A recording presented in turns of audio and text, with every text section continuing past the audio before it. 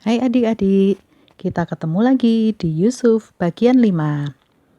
Quiz time dulu ya. 1. Siapa dua orang yang dipenjara bersama dengan Yusuf? Ya, betul. Kepala juru minuman dan kepala juru roti. Suatu hari mereka berdua bermimpi. Apa mimpi juru minuman? Yes, ada 3 pohon anggur, 3 carangnya, dan penuh buah anggur. Diambil lalu diperas dalam piala Firaun dan disampaikan kepada Firaun. Apa arti mimpi juru minuman itu? Ya, artinya dalam 3 hari dia akan dikembalikan dalam jabatannya. Sekarang, apa mimpi juru roti? Ya, ia menjunjung 3 bakul berisi penganan, ada berbagai makanan untuk Firaun, tapi burung-burung memakannya. Wah, apa arti mimpi itu? Ya, dalam 3 hari Firaun akan menghukum juru roti itu. Lalu, siapa yang menerangkan arti mimpi mereka? Yes, Allah melalui Yusuf. Lalu Yusuf berpesan apa pada juru minum? Ya, betul. Supaya ia menceritakan tentang Yusuf yang tidak bersalah pada Firaun. Nah, apakah juru minum itu ingat apa yang diminta Yusuf itu setelah ia dikembalikan pada jabatannya? Tidak, dia lupa. Kita lanjutkan ceritanya ya sekarang ya. Yuk kita berdoa dulu. Tuhan Yesus, terima kasih untuk hari ini. Kami boleh memulai hari baru yang Tuhan berikan untuk kami. Tuhan, saat ini kami mau membaca firman Tuhan, berkatilah kami. Berikanlah kami pengertian supaya kami mengerti apa yang hendak Tuhan katakan. Di dalam nama Tuhan Yesus kami berdoa. Amin. Nah, adik-adik yang kelas besar boleh membuka di Kejadian 41 ayat 1 sampai 36. Berapa lama adik-adik juru minum itu lupa akan janjinya?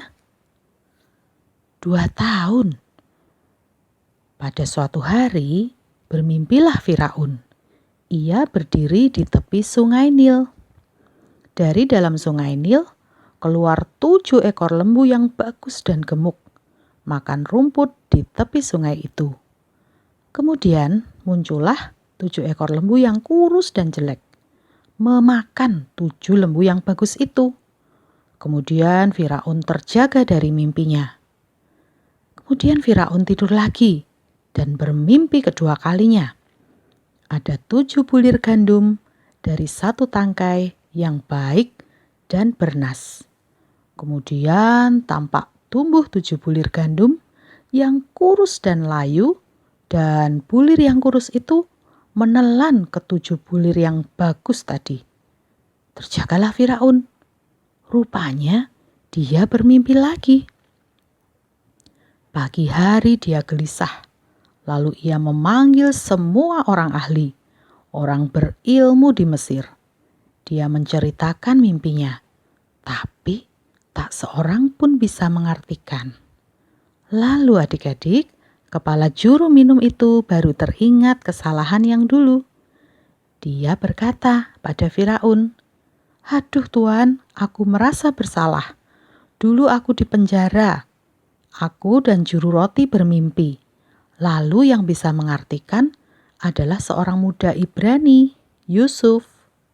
Dan terjadilah apa yang diartikan itu." Setelah itu Firaun menyuruh memanggil Yusuf.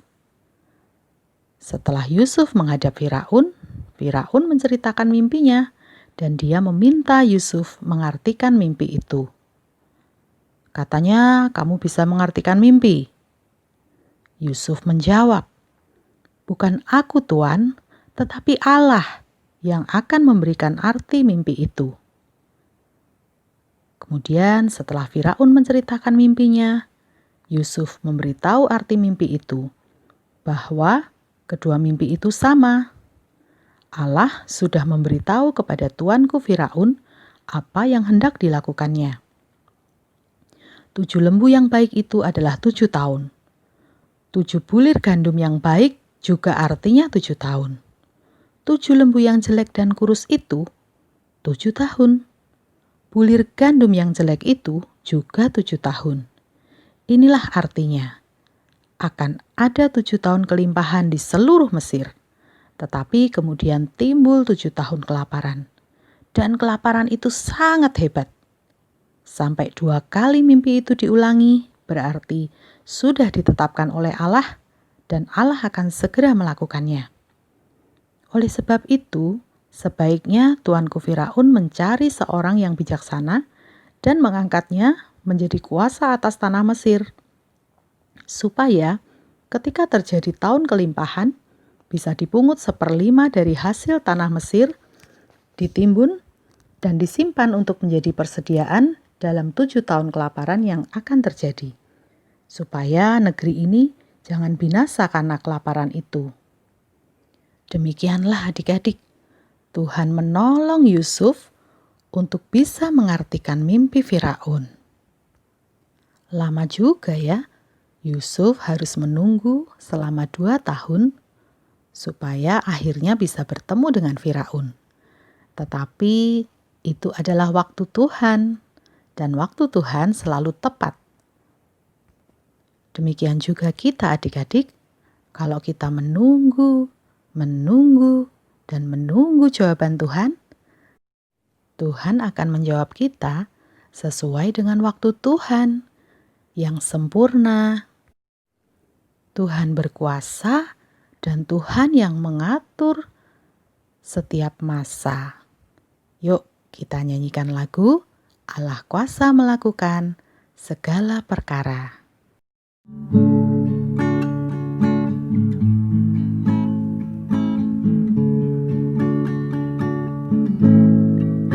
Allah kuasa melakukan segala perkara. Allahku maha kuasa. Dia ciptakan seisi dunia, atur segala masa. Allahku maha kuasa. Dia ciptakan seisi dunia, atur segala masa. Allahku maha kuasa.